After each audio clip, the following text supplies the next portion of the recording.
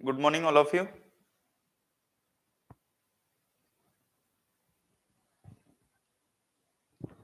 Am I audible or visible?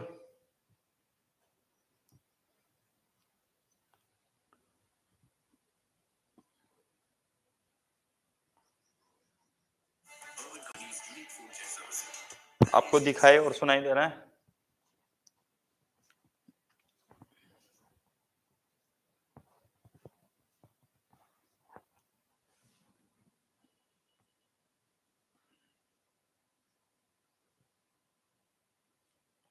अच्छा, एक बार check कर लेता हूँ मैं। 25 रुपए में बाइक, 30 रुपए में आईफोन, 50 रुपए में कार।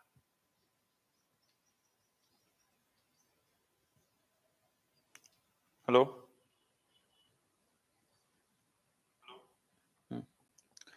सुनाई भी दे रहा है, दिखाई भी दे रहा है, ठीक है। चलो, ओके।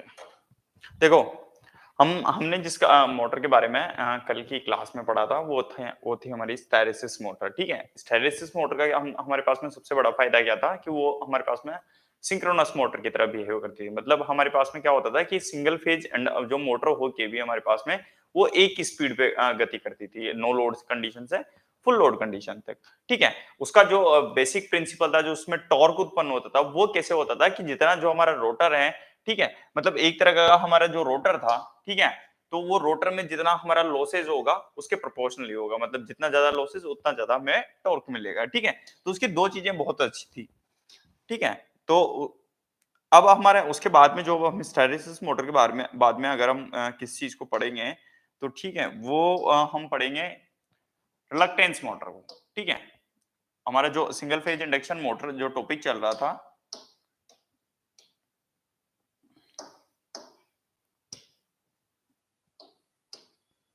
देखो हम क्या पढ़ रहे थे, सिंगल फेज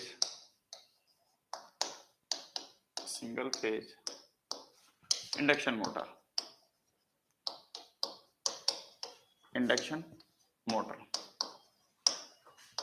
या सिंगल फेज प्रेरण मोटर जिसे हम सामान्यतः कहते हैं, ठीक है। अब देखो, इस मोटर को समझने से पहले जैसे हमने जो हमारी मोटर थी स्टायरेसिस मोटर, ठीक है, उसको समझने से पहले हमने क्या समझा था कि सिंक्रोनस की जो बेसिक चीजें समझी थी। क्योंकि वो जो मोटर थी हमारे पास में, वो किससे सिमिलर थी और किस पे प्रिंसिपल था जो हमारा, वो दो चीजों पे था। एक तो उसके मैग्नेटिक जो रोटर पे वो रोटर से जो मैग्नेटिक लॉस होते थे, हिस्टैरिसीस लॉस हो रहे थे, ठीक है, उससे संबंधित था। और जो मोटर रिलेटेड थी वो कौन सी मोटर जैसी थी हमारे पास में, सिंक्रोनस मोटर जैसी। वहीं पे हमारे पास में जो मोटर आती है, नेक्स्ट मोटर आती है, वो आती है हमारे पास में रिलक्टेंस मोटर। रिलक्टेंस मोटर, या जिसे हम क्या कहते हैं हिंदी में, प्रतिष्ठम्भ मोटर। प्रतिष्ठम्भ मोटर, ठीक है। प्रतिष्ठम्भ से मतलब रिलेटेड क्या है आपका, जो हम पहले की क्लास में पढ़ा था, इसको पहले समझो, ठीक है। जो हमको पहले ये कंसेप्ट जरूरी है, इसीलिए हमारा जो रिलक्टेंस हमको पढ़ाया गया था। रिलक्टेंस, इसको हम किससे डिनोट करते थे, एस से डिनोट करते थे जनरली, ठीक है। ये हमारे पास में अगर हम ये तो हमारे जो बात कर रहे थे रिलक्टेंस की, जब भी हम बात करते हैं वो बात करते हैं मैग्नेटिक सर्किट में, ठीक है। मतलब हमारे पास में जो चुंबकीय परिपथ होता है सामान्यतः, ठीक है, चुंबकीय परिपथ होता है, वहां पे हम बात करते हैं रिलक्टेंस की। वहीं पे अगर हम जो बात करते हैं प्रतिरोध, इन दोनों चीजों में समझो आप, पहले इनको समझने से, रेजिस्टेंस, ठीक है, इसको हम किससे डिनोट करते हैं, आर से, ठीक है। ये मैंने डिनोटेशन भी लिख दिया। देखो इस चीज को समझने की ज्यादा जरूरत है हमें। देखो यहां पे जो रिलक्टेंस है, ठीक है, ये क्या करता है, जो रिलक्टेंस है ये हमारे पास में क्या करता है, जो हमारा मैग्नेटिक सर्किट में कहां पे आता है, हम चुंबकीय परिपथ में हम इसका उपयोग करते हैं सामान्यतः, चुंबकीय परिपथ में उपयोग करते हैं, इसको समझो पहले। और इसको हम किसमें, जो प्रतिरोध होता है, इसको हम कहां पे उपयोग करते हैं, विद्युत परिपथ में। विद्युत परिपथ में, या हम ऐसा कह सकते हैं इलेक्ट्रिकल सर्किट में इसका हम उपयोग करते हैं, सर्किट में उपयोग करते हैं, और इसका उपयोग करते हैं हम मैग्नेटिक सर्किट में उपयोग करते हैं इसको। ठीक है, अब देखो इन दोनों चीजों में समझना। ठीक है, जो हमारा जो रिलक्टेंस है, ठीक है, इसको हम मैग्नेटिक सर्किट में उपयोग करते हैं, और विद्युत परिपथ है ये, इसको हम किस में उपयोग करते हैं, इलेक्ट्रिकल सर्किट में। अब देखो यहां से चीजें क्या होती है कि जो हमारा मैग्नेटिक सर्किट में सामान्यतः क्या बहता है, फ्लक्स बहता है। चुंबकीय जो चुंबकीय परिपथ होता है, इसमें जो बहने वाली क्वांटिटी होती है वो क्या होती है, फ्लक्स होती है। ठीक है, और जबकि हमारे पास में इलेक्ट्रिकल में क्या होता है, करंट करंट बहता है। किसी वायर में क्या बहता है, सामान्यतः करंट या धारा बहती है।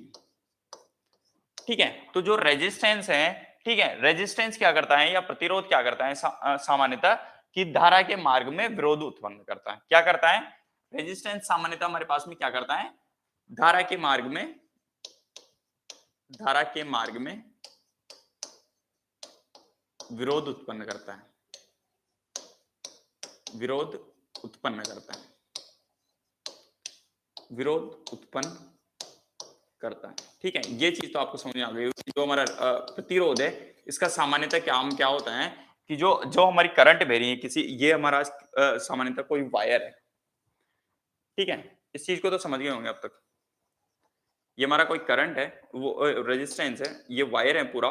ठीक है, इसमें कुछ रेजिस्टेंस लगा हुआ है, तो जो हमारा करंट बह रहा है ना, जो हमारे पास में वायर है, ठीक है, तो ये क्या करता है सामान्यतः कि इसको बहने से रोकता है, मतलब अपोज द करंट। ठीक है, मतलब एक तरह से विरोध उत्पन्न करता है, मतलब इसको बहने से रोकता है। ठीक है, वहीं पे हमारा जो रिलक्टेंस है, इसका काम क्या होता है कि अगर हमारा कोई मैग्नेटिक सर्किट है, इसमें फ्लक्स बह रहा है, तो ठीक है, ये जो हमारा सामान्यतः रिलक्टेंस है या प्रतिष्ठंभ है, ये क्या करता है, फ्लक्स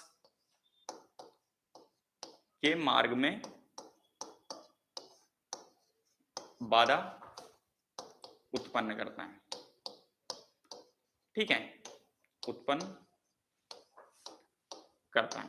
ठीक है, ये हमारे पास में क्या हो गया, सामान्यतः फ्लक्स के मार्ग में सामान्यतः बाधा उत्पन्न करता है। अब देखो इन दोनों चीजों में जो हमारे पास में, जैसे हमारे पास में क्या होता है, स्टेटर में जो हमारा रोटेटिंग मैग्नेटिक फील्ड होता है, ठीक है, तो जो हमारा फ्लक्स होता है सामान्यतः, ठीक है, तो ये हमारे पास में रोटर की वजह से जो हमारा मैग्नेटिक फील्ड है, ठीक है, ये रोटर की वजह से फ्लक्स को कट करता है। ठीक है, और इसी से हमारे पास में इस मोटर में सामान्यतः जो मैकेनिकल टॉर्क है, वो किसकी वजह से उत्पन्न होता है कि जो हमारा रिलक्टेंस है, ये फ्लक्स को काटता है। ठीक है, बार बार रोकता है, मतलब एक तरीके से। ठीक है, तो उससे हमारा जो क्या होता है, मोटर को जो स्टार्टिंग टॉर्क है वो कहां से प्रदान होता है, ये हमारे पास में रिलक्टेंस, मोटर में रिलक्टेंस की वजह से होता है, क्योंकि ये सामान्यतः क्या करता है, फ्लक्स को बहने से रोकता है। ठीक है, तो ये चीज आपको समझ में आनी चाहिए कि जो रिलक्टेंस मोटर है, ठीक है, रिलक्टेंस का जैसे ही हमारे पास में नाम आया, तो रिलक्टेंस का मतलब है कि हमारे पास में प्रतिष्ठंभ, तो प्रतिष्ठंभ से आपको याद आ जाना चाहिए कि हमारे पास में, हमने पहले भी पढ़ा था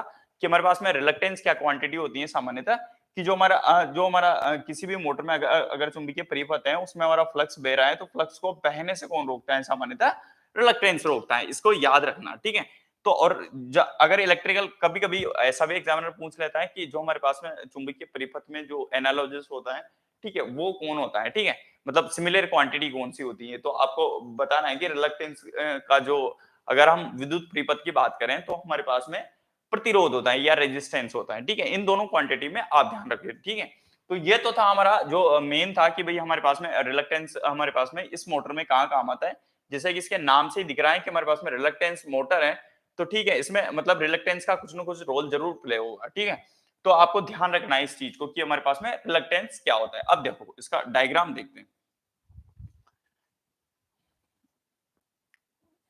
देखो ये हमारे पास में कैसी मोटर होती है सामान्यतः, प्रतिष्ठंभ मोटर,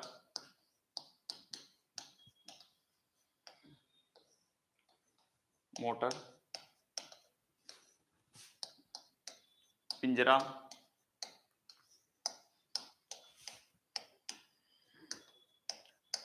गिलहरी, प्रेरण मोटर, मोटर के समान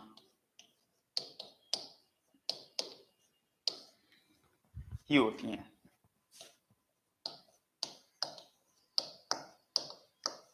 होती हैं या ऐसा कह सकते हैं ये कैपेसिटर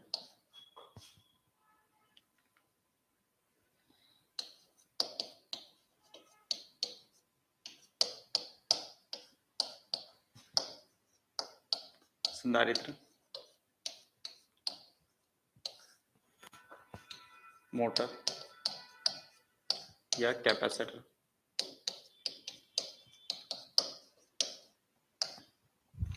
स्टार्ट मोटर के समान ही कार्य करती हैं। देखो कैसे करती हैं,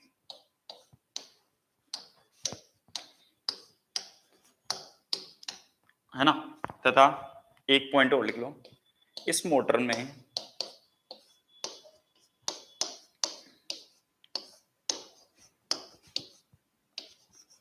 प्रतिष्ठम या रिलक्टेंस के सिद्धांत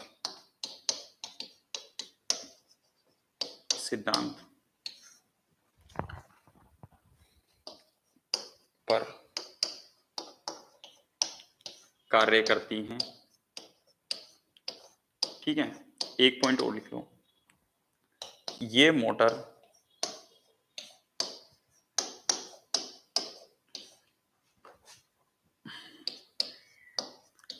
के रोटर में खांचे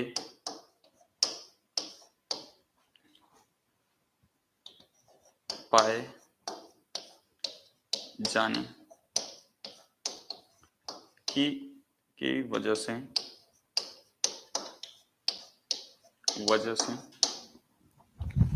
यह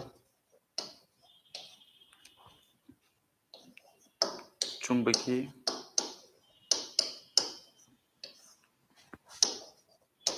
फ्लक्स या ऐसा कह सकते हैं मैग्नेटिक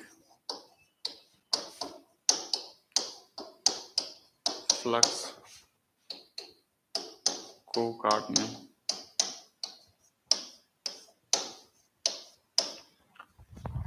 की वजह से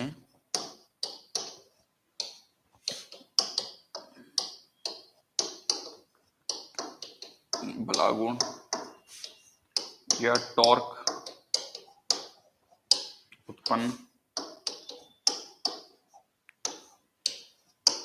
होता है। क्या हो गया sir? Single phase induction motor की क्लास खत्म हो गई सर, बताएं अगला चैप्टर पॉलीफीज लीजिएगा। ओके, अभी नहीं हुई है ना, सिंगल फेज का लास्ट शो चल रहा है ना।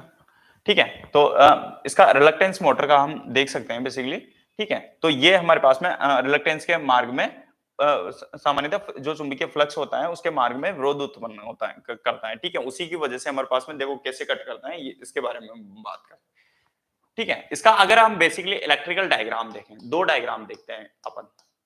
एक तो इलेक्ट्रिकल डायग्राम देखते हैं जिसमें अपन सीधा क्या बताते हैं, वाइंडिंग्स के बारे में बताते हैं। देखो ये हमारे पास में एक तरह की जो कैपेसिटर की जो हमने मोटर बनाई थी ना, वैसी ही होती हैं अगर देखा जाए तो, इलेक्ट्रिकल रिप्रेजेंटेशन वाइज देखा जाए तो। देखो कैसे, देखो ये देखो हमारे पास में ये हमारी हमने मेन वाइंडिंग लगा दी। ठीक है ना। यहां से हमने क्या कर दिया, सिंगल फेज सप्लाई दे दिया, सिंगल फेज एसी सप्लाई दे दी हमने। ठीक है, ये हमारे पास में सिंगल फेज एसी सप्लाई दी थी, है ना। और इसके बाद में हमने क्या किया कि यहाँ पे हमने, यहाँ पे कर दो ऑक्सिलरी वाइंडिंग हम बना देते हैं। ये हमारी ऑक्सिलरी वाइंडिंग बना दी और इसके साथ में हमने कैपेसिटर कनेक्ट कर दिया। ठीक है, और यहाँ पे हमने क्या कर दिया, सेंट्रीफ्यूगल स्विच लगा दिया, CFS। CFS, या हम सामान्यतः इसे कह सकते हैं सेंट्रीफ्यूगल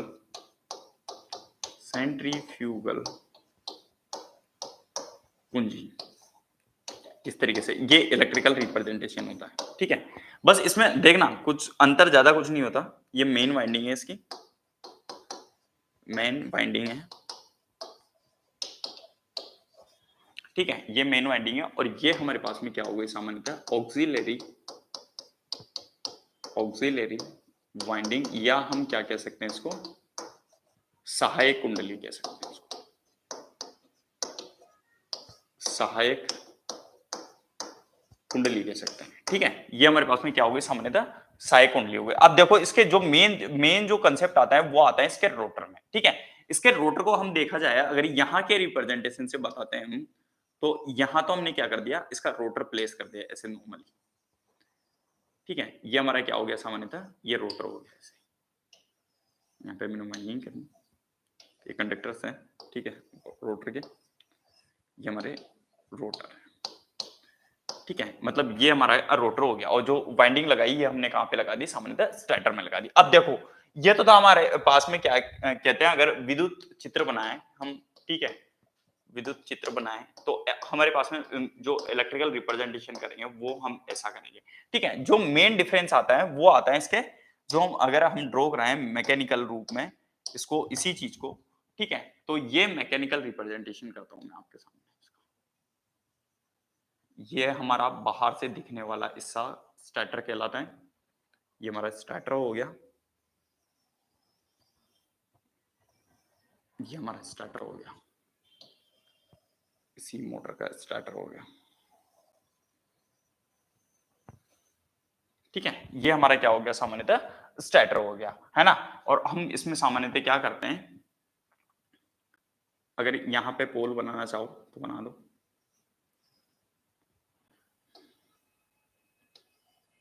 यहां भी बना दो,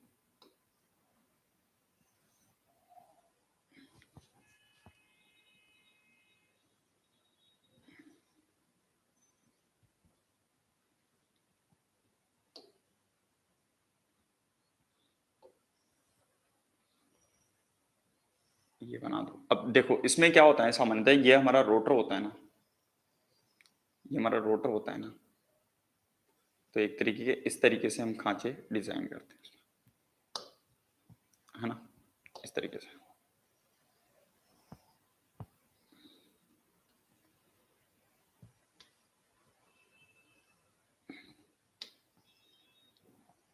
इस तरीके से हमारा खांचे डिजाइन करते हैं। ये हमारा नॉर्थ पोल हो गया, अगर यहाँ से हमने सप्लाई कनेक्ट की है तो ये साउथ पोल हो जाएगा, और यहाँ पे हमारे पास में नॉर्थ पोल हो जाएगा, और ये हमारे पास में साउथ पोल हो जाएगा, ठीक है। एक तरीके से हमारे पास में साउथ पोल हो गया, ठीक है। तो ये हमारे पास में इसका पिक्चोरियल जो रिप्रेजेंटेशन लेते हैं, तो एक तरीके से इसका ऐसा लेते हैं, ठीक है। तो मेन चीज है कि इसमें रोटर जो होता है सामान्यतः, उसमें हमारे पास में खांचे लगे हुए होते हैं, ठीक है। इन दोनों चीजों का आपका ध्यान रखना है कि हमारे पास में जो ये हमारे पास में क्या होता है कि यहां से हमारे पास में ये फ्लक्स जाएगा, हमारा क्या जाता है सामान्यतः नॉर्थ से साउथ की ओर जाएगा, मतलब यहाँ पे हमारा साउथ रहेगा, ठीक है ना। और यहां से नॉर्थ से ऐसे जाएगा साउथ। तो हमारा जो रोटर है वो बेसिकली क्या करेगा, हमारे पास में जो चुंबकीय फ्लक्स है इसको जैसे ही हमारे पास में ये रोटर यहां से यहां की ओर घूमने लगेगा, तो ये सिंपल सी हमारा जो फ्लक्स है इसको काटेगा, या फिर हमारा जो फ्लक्स है वो इस रूप से आएगा, यहां से ऐसे करके, ठीक है, मतलब ऐसे करके, ऐसे करके, ठीक है। तो मतलब ये क्या कर रहा है सामान्यतः, जो घूम रहा है तो हमारा जो मार्ग है उसमें विरोध उत्पन्न कर रहा है, और इसमें विरोध उत्पन्न करने की वजह से हमारे पास में सामान्यतः क्या होगा, रिलक्टेंस टॉर्क जनरेट होगा, और टॉर्क जनरेट होने से हमारे पास में ये मोटर घूमने लग जाएगी। देखो कैसे घूमेगी, है ना। इसका हम स्पीड जो कैरेक्टरिस्टिक है वो बना के देखते हैं।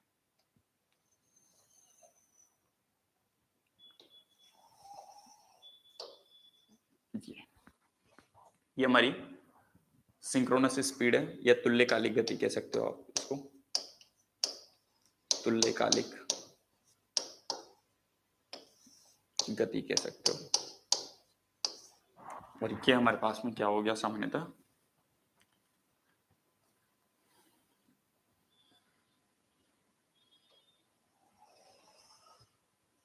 ये हमारे पास में टॉर्क हो गया, या हम सामान्यतः क्या कह सकते हैं इसको, बल आघूर्ण। ये हमारा क्या हो गया सामान्यतः, टॉर्क हो गया। ठीक है, अब इसको हमने क्या कर दिया, ये सपोज लो 1% है, मतलब 1 टाइम्स है, ये 2 टाइम्स है मेरा, ये मेरा जनरली 3 टाइम्स है फुल लोड, ये मेरा 4 टाइम्स है, और ये मेरा सिंपल सी लैंग्वेज में मैं क्या कह दूं 5 टाइम्स है। ठीक है, तो इस कंडीशन में हमारा जब टॉर्क उत्पन्न होगा मोटर में, ठीक है, तो जो मोटर है अगर दोनों वाइंडिंग्स पे चल रही है, मतलब यहाँ पे हमारे पास में कौन कौन सी लगी हुई है, एक तो ऑक्सिलरी वाइंडिंग लगी हुई है, और एक हमारे पास में क्या लगी हुई है, सामान्यतः मेन वाइंडिंग लगी हुई है। ठीक है, तो ऐसी कंडीशन में जब मोटर का स्टार्टिंग टॉर्क रहेगा, वो मोटर का टॉर्क दोनों वाइंडिंग की वजह से हमारा सामान्यतः, देखो अगर हम एक ही वाइंडिंग पे चलाए, क्योंकि हमारी रनिंग वाइंडिंग ये क्या होगा हमारे पास में, स्टार्ट होने के बाद में ऑक्सिलरी वाइंडिंग का काम हमारे पास में खत्म हो जाएगा, क्योंकि ये जो सेंट्रीफ्यूगल स्विच है ये सामान्यतः क्या हो जाएगा, बंद हो जाएगा, ऑफ हो जाएगा। तो ऐसी कंडीशन में जो हमारी, अगर हम लेट सपोज कि हम ऑक्सिलरी वाइंडिंग नहीं लगाते हैं, तो हमारे जो मोटर है वो कैसी चलेगी, मतलब मोटर हमारे पास में कैसी चलेगी, इसके बारे में बात करते हैं। देखो यहां से देखो, मैं इसका मार्कर दूसरा ले लेता हूं।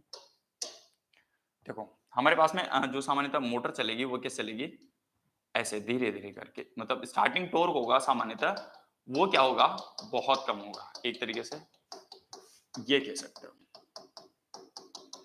इस तरीके से हमारा जो टॉर्क है वो चलेगा।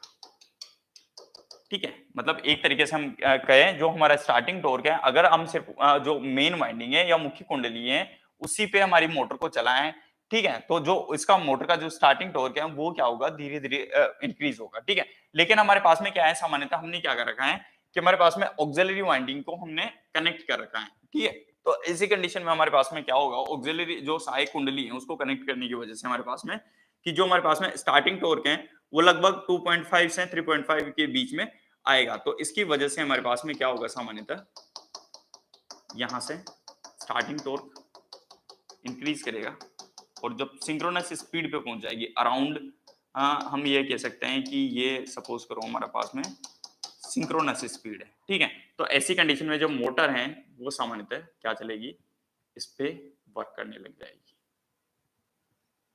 अब हमारी जो मेन वाइंडिंग है उसके बराबर हमारी जो टॉर्क है वो मिलता रहेगा, जो सिंक्रोनस स्पीड पे, ये हमारा सपोज करो एन नोट है, मतलब ये 75% के आसपास है। ठीक है, तो ये चीज को समझो कि हमारे पास में ये हम जो मोटर यहाँ पे चल रही है ये किस किस की वजह से चल रही है, हमारे पास में ऑक्सिलरी वाइंडिंग, या ऐसा लिख लो सहायक कुंडली,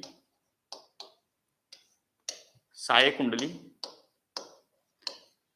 प्लस मुख्य कुंडली के साथ में, ये स्टार्टिंग में जो टॉर्क आया है मुख्य कुंडली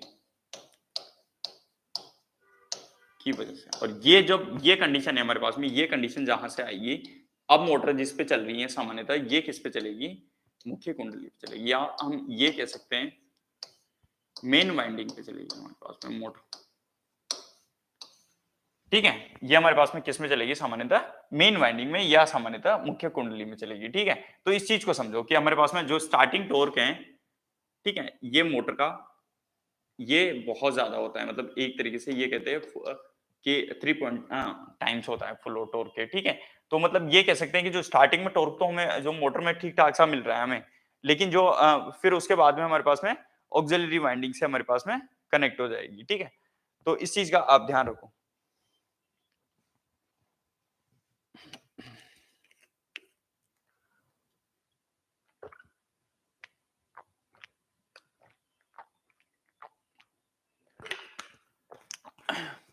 देखो इसके पावर फैक्टर के बारे में भी कुछ चीजें लिखते हैं, है ना। Good morning.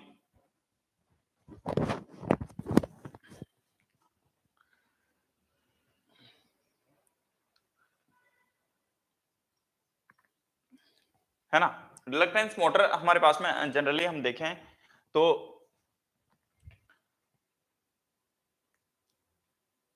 हमारा जो बेसिक है वो सेम सा रहता है लगभग। इसमें बस ये होता है कि हम जो मैग्नेटिक जो फ्लक्स होता है उसको, जो रोटर के टीथ होते हैं, ठीक है, इन टीथ को हम इस तरीके से डिजाइन करते हैं, इस प्रकार से हम डिजाइन करते हैं इनको। ठीक है, मतलब ये हमारा क्या रहेगा सामान्यतः, ये हमारा जो मैग्नेटिक फ्लक्स रहेगा, ये हमारा मैग्नेटिक फ्लक्स है। मैग्नेटिक फ्लक्स कैसे, मैग्नेटिक फ्लक्स या हम चुंबकीय फ्लक्स कह लो, एक ही बात है, ठीक है। जैसा चुंबकीय फ्लक्स होता है हमारा, ठीक है, इसको सामान्यतः क्या करना है, कट करने की वजह से हमारे पास में विरोध उत्पन्न होता है, और विरोध उत्पन्न होने के सर एमसीक्यू की टेस्ट सीरीज कहां से करें?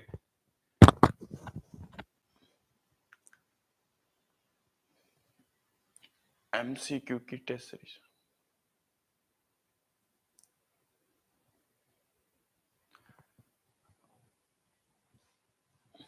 यार, ये टेस्ट सीरीज शायद है ना, अभी आप देखना वो इंजीनियर्स प्लेटफॉर्म की जो उसमें देखना आप, उसमें शायद 1 ईयर के लिए आपको 1 या 2 ईयर के लिए शायद शायद 499 में ऐसे कुछ हैं, ठीक है।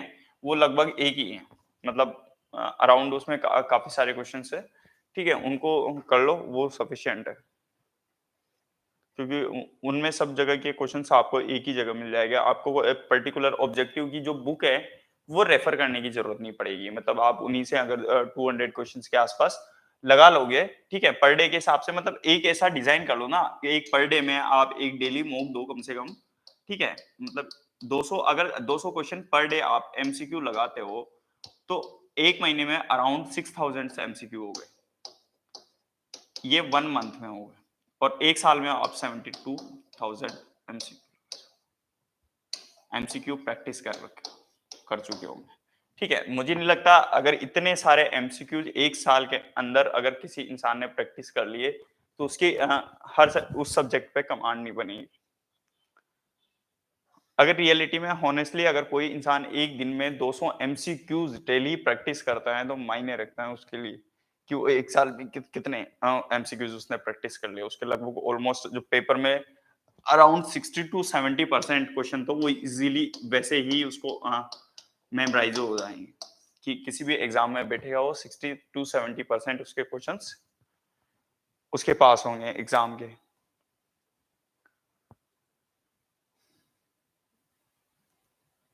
ठीक है, देखो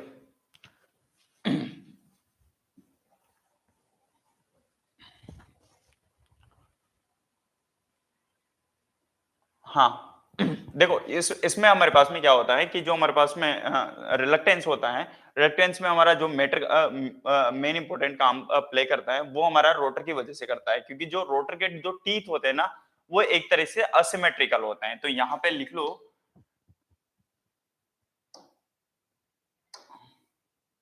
यहाँ पे लिख लो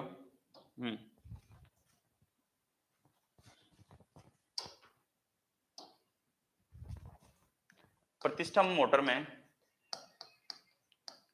प्रतिष्ठम्भ मोटर में रोटर के दांत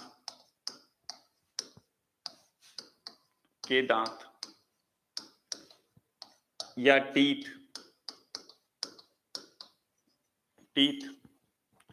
असममित या अनसिमेट्रिकल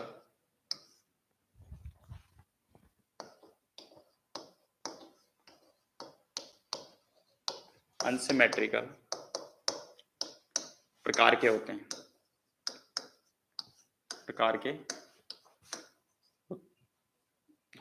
ठीक है, होते हैं। इस मोटर का पावर फैक्टर देखो, वैसे तो सब इंडक्शन मोटर, जितनी भी इंडक्शन मोटर के बारे में बात करेंगे ना अपन, तो इंडक्शन मोटर कोई सी भी हुई, मतलब प्रेरण मोटर कोई सी भी हुई आप, ठीक है, प्रेरण मोटर हमेशा सबसे ज्यादा जो लेगिंग पावर फैक्टर पे, अगर लेगिंग जो होता है पश्चगामी जो शक्ति गुणांक होता है, ठीक है, तो सबसे ज्यादा पश्चगामी शक्ति गुणांक या लेगिंग पावर फैक्टर है वो सबसे ज्यादा हमारे पास में किसमें होता है, किसकी वजह से होता है, सामान्यतः प्रेरण मोटर की वजह से होता है, क्योंकि प्रेरण मोटर सदैव पश्चगामी जो हमारा पावर फैक्टर होता है या शक्ति गुणांक जिसे हम कहते हैं, ठीक है, तो जो शक्ति गुणांक पश्चगामी शक्ति गुणांक होता है वो सबसे ज्यादा हमारे पास में सदैव किस पे रन करती है, प्रेरण मोटर हमारी पश्चगामी पावर फैक्टर पे या शक्ति गुणांक पर चलती हैं। तो कभी कभार एग्जाम में जैसे हमारे सिंक्रोनस मोटर होती है, सिंक्रोनस मोटर का जो तुल्यकालिक मोटर होती है हमारे पास में, तुल्यकालिक जो मोटर होती है इसका हमारे पास में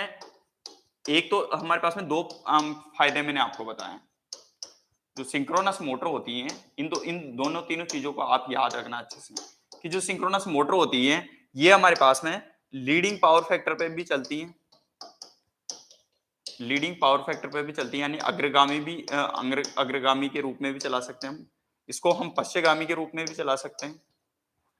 ठीक है, मतलब ये हमारे पास में क्या होती है सामान्यतः लेगिंग में भी चलती है और यूनिटी पावर फैक्टर में भी चलती है। लेकिन जो हमारा प्रेरण मोटर या इंडक्शन मोटर जिसे हम कहते हैं, ठीक है, इंडक्शन मोटर हमारे पास में ऐसी मोटर होती है जो सदैव क्या होती है कि पश्चगामी पे ही चलती है। ठीक है, तो आपको याद रखना है, अगर कहीं भी एग्जाम में ऐसा आ जाए ना आपके साथ में कि शक्ति गुणांक दिया हुआ है, ठीक है, और पूछ लिया गया कि ये कौन सी मोटर हो सकती है, ठीक है, तो आपको ये चीज याद रखनी है कि जो हमारा मोटर होता है ना, सिंक्रोनस मोटर होता है, उसको हम तीन तरीके के पावर फैक्टर के रूप में उसको उपयोग कर सकते हैं, लीडिंग में, लेगिंग में और यूनिटी पावर फैक्टर में। लेकिन जो हमारा को अगर कोई सी मोटर को पूछ ले इनमें से रिलेटेड, ठीक है, तो जिस हमारे पास में सिंगल फेज इंडक्शन मोटर थी, जितनी भी हमने पढ़ी थी, ठीक है, मोस्टली में सबसे ज्यादा अगर किसी का पावर फैक्टर अच्छा आया था तो capacitor start, capacitor run motor का आया था, ठीक है, वो जरूर यूनिटी के आसपास आया था। लेकिन बाकी की जो हमारे पास में मोटर्स थी, ये लगभग है ना, जिनका शक्ति गुणांक हमारे पास में क्या होता था जनरली लेगिंग ही होता था। तो जो इसका मोटर, जो हमारा रिलक्टेंस मोटर है, इसका भी हमारे पास में जो पावर फैक्टर है वो सामान्यतः क्या आएगा, इस मोटर का शक्ति गुणांक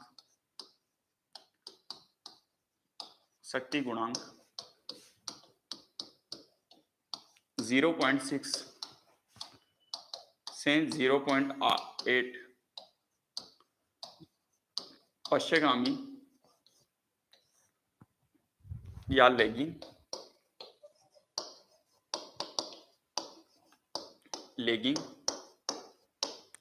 होता है। ठीक है, एक तो हमारे पास में ये हो गया। दूसरा, इसकी दक्षता, इस मोटर की दक्षता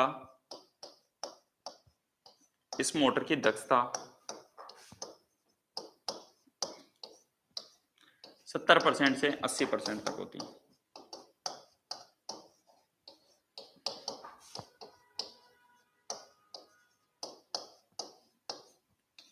70% से 80% तक होती है। ठीक है, ये आप ध्यान रखिए कि इसके कभी कभार आपको पूछ लेता है, वैसे भी यहाँ से 2-3 क्वेश्चन पूछता है ज्यादातर।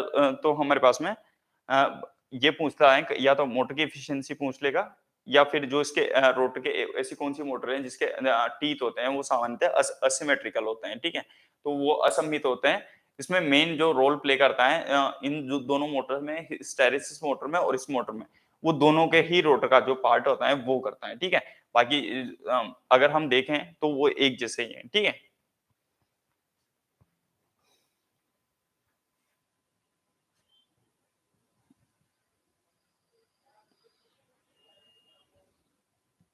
देखो अब एक चीज और लिखते हैं,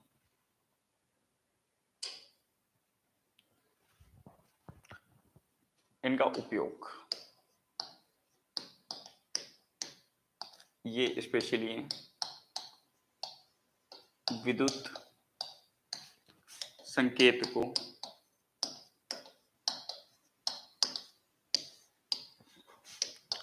के लिए, या हम ऐसा लिख सकते हैं इलेक्ट्रिकल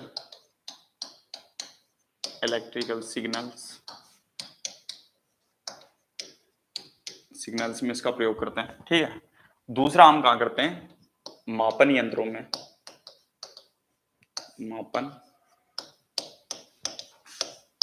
में, या हम ऐसा कह सकते हैं मेजरिंग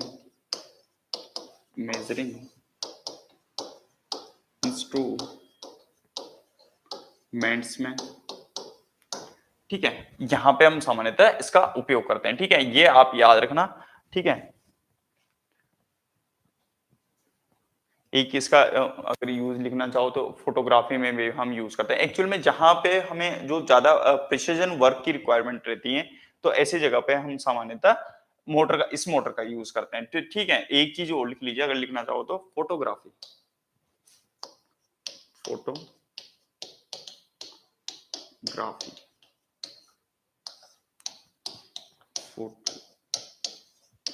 में यूज करते हैं। ठीक है, फोटोग्राफी में हम ऐसी मोटर का सामान्यतः उपयोग करते हैं, ठीक है। रिलक्टेंस मोटर हमारे पास में इसी तरह के काम में ली जाती है, ठीक है।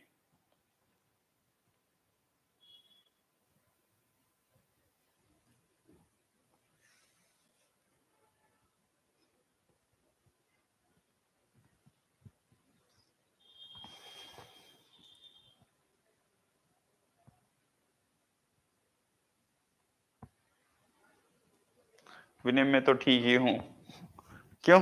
आज ऐसा क्वेश्चन क्यों पूछा?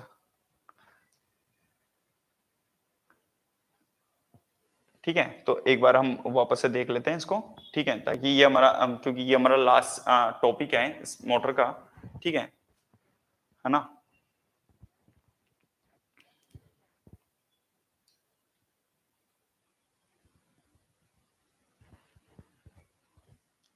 अच्छा एक चीज बताओ कि हमको है ना इसके बाद में अ, क्या पढ़ना चाहिए? मतलब हमको पावर सिस्टम पढ़ना चाहिए या आप ये पढ़ना चाहोगे मेजरिंग इंस्ट्रूमेंट, मेजरमेंट पढ़ना चाहोगे? इन दोनों के बाद में इसके बाद में कौन सा सब्जेक्ट पढ़ना पसंद करोगे?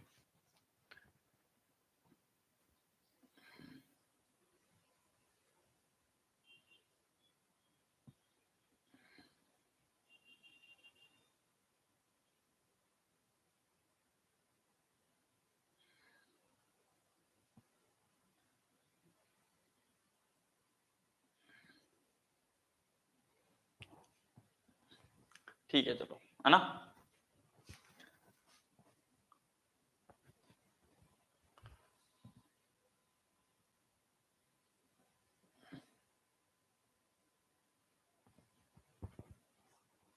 हाँ,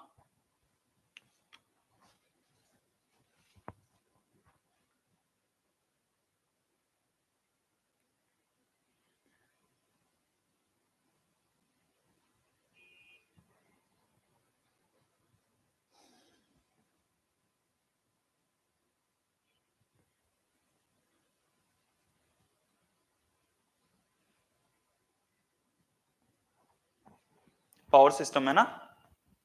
तो पावर सिस्टम में हम जनरली किससे पढ़े? जनरेशन से पढ़ेंगे, स्टार्टिंग हम जनरेशन से करेंगे, ठीक है। और इस बार है ना मैं ना वो ट्राई करूंगा, मैंने कुछ अ, हम इमेज से पढ़े तो ज्यादा अच्छा है, ठीक है। हम पावर सिस्टम को इमेज से पढ़ेंगे ताकि हमें अच्छे से समझ में आए चीजें, ठीक है, क्योंकि मेरी ड्राइंग उतनी अच्छी नहीं है, ठीक है। तो हम इमेज से पढ़ लेंगे, ठीक है। तो उसमें डैम्स वगैरह के बारे में, जो पावर प्लांट है, ठीक है, उनके बारे में आपको अच्छे से समझ में आया, ठीक है। तो मैं इमेज का लिए करूंगा, देखता हूँ मैं, ठीक है, आज टाइम मिलता है तो मुझे, ठीक है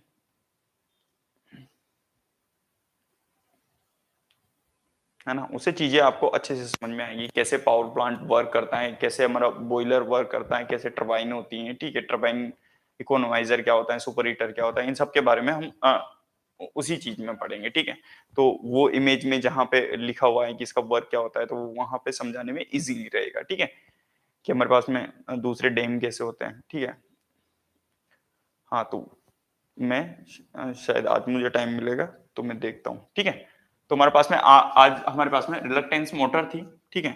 तो ये हमारा फिनिश हो गया लगभग ऑलमोस्ट, ठीक है। एक बार मैं रिवाइज करवा देता हूँ आपको कि देखो रिलक्टेंस मोटर में हमारे पास में जो नाम है वैसे के वैसे ही हमारे पास में इसमें रिलक्टेंस का रोल प्ले करता है, ठीक है। जैसे हमारे पास में जो मैग्नेटिक सर्किट होता है, ठीक है, हमारे पास में क्योंकि मशीन में क्या होता है, जो हमारा मोटर है, स्टेटर है, तो ये हमारे पास में क्या है, ध्रुव है, पोल्स है। पोल किसकी वजह से बने कि हमने क्या किया, सामान्यतः यहाँ पे बाइंडिंग की थी एक तरीके से ऐसे, ठीक है। ये बाइंडिंग में जैसे ही हमारे पास में करंट का फ्लो करवाएंगे हम, सामान्यतः हमारे पास में इलेक्ट्रोमैग्नेटिक बन जाएगा, और इलेक्ट्रोमैग्नेटिक बनने की वजह से हमारे पास में पोल आ जाएंगे। पोल आने की वजह से हमारा दो पोल जनरेट होंगे, और दोनों पोल जनरेट होने की वजह से हमारा चुंबकीय फ्लक्स बहने लग जाएगा, ठीक है। जब चुंबकीय फ्लक्स बहने लग गया हमारे पास में मोटर में, ठीक है, तो जो हमारा रोटर है, रोटर को हम इस तरीके से डिजाइन करते हैं कि जो उसका टीथ होते हैं ना रोटर के, वो क्या होते हैं, सामान्यतः हमारे पास में अनसिमेट्रिकल होते हैं, मतलब एक तरीके से हम ये कह सकते हैं असममित होते हैं। ये जो रोटर के टीथ बने हुए हैं, ये क्या है हमारे पास में असममित, असममित, या हम सामान्यतः ये कह सकते हैं अनसिमेट्रिकल।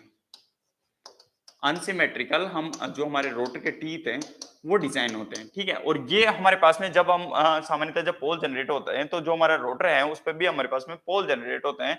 ये जो हमारे फ्लक्स है, ठीक है, ये फ्लक्स को बहने से काटता है, एक तरीके से विरोध उत्पन्न करता है। तो यहाँ पे हमारे पास में एक तरीका का जब हमारे पास में मैग्नेटिक फ्लक्स, उस प्रॉपर्टी को हम क्या कहते हैं, रिलक्टेंस कहते हैं। रिलक्टेंस के काटने की वजह से हमारे पास में यहाँ पे जो रोटर है वो घूमने का प्रयास करने लग जाता है, और एक टाइम होने के बाद में हमारे पास में इनमें इंटरलॉकिंग हो जाती है। इंटरलॉकिंग की वजह से ये हमारी मोटर होती है, ये सामान्यतः मेन वाइंडिंग पे ही, जब इसकी स्पीड होती है इतनी स्पीड पे पहुंचने के बाद ये मेन वाइंडिंग पे ही चलने लग जाती है, ठीक है। ये इसका बेसिक प्रिंसिपल था, ठीक है ना। बस इतना सा ही प्रिंसिपल था इस मोटर का, कि हमारे पास में कुछ नहीं होता, अनसिमेट्रिकल टीथ होते हैं। ये हमारे पास में जो हमारा चुंबकीय फ्लक्स है इसको कट करता है, और कट करने की वजह से हमारे मोटर सामान्यतः घूमने लग जाता है। इसका पावर फैक्टर जनरली हमारे पास में कितना होता है, 0.6 से लेके 0.8 तक होता है, और इफिशियंसी लगभग 70 और 80% के आसपास होती है, ठीक है। तो बस यही हमारी इस मोटर की कहानी रहती है, ठीक है। और इसका उपयोग हम कहाँ करते हैं, जैसे हमारे पास में इलेक्ट्रिकल सिग्नल्स हो गए, फोटोग्राफी हो गई, मेजरिंग इंस्ट्रूमेंट्स हो गए, जो मापने के यंत्र हैं, इनमें हम सामान्यतः जो ये मोटर होती है रिलक्टेंस मोटर, इसका हम सामान्यतः उपयोग करते हैं,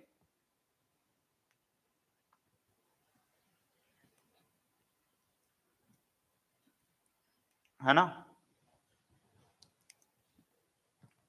इसमें हमारे पास में कंस्ट्रक्शन वाइज कुछ नहीं है। कंस्ट्रक्शन वाइज हमारे पास में जो कैपेसिटर स्टार्ट मोटर होती है, ये हमारे पास में ऐसी ही हम कैपेसिटर स्टार्ट मोटर डिजाइन करते हैं। ये किसका डायग्राम बनाया मैंने, कैपेसिटर स्टार्ट मोटर का, ठीक है। ये हमारे पास में एक तरीके की कैपेसिटर स्टार्ट मोटर होती है। बस इसमें जो मेन जो कंसेप्ट होता है वो हमारे रोटर के डिजाइन का होता है, ठीक है। हम रोटर का डिजाइन कैसा करते हैं, इस टाइप से करते हैं, ठीक है। इसमें हमारे जो रोटर होता है इसके टीथ होते हैं, टीथ बनाए जाते हैं, टीथ को हम अनसिमेट्रिकल रूप से बनाते हैं, ठीक है।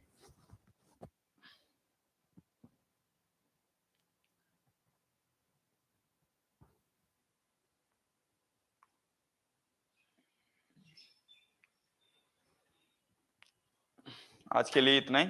Thank you very much. कल मिलते हैं नए सब्जेक्ट के साथ में, है ना।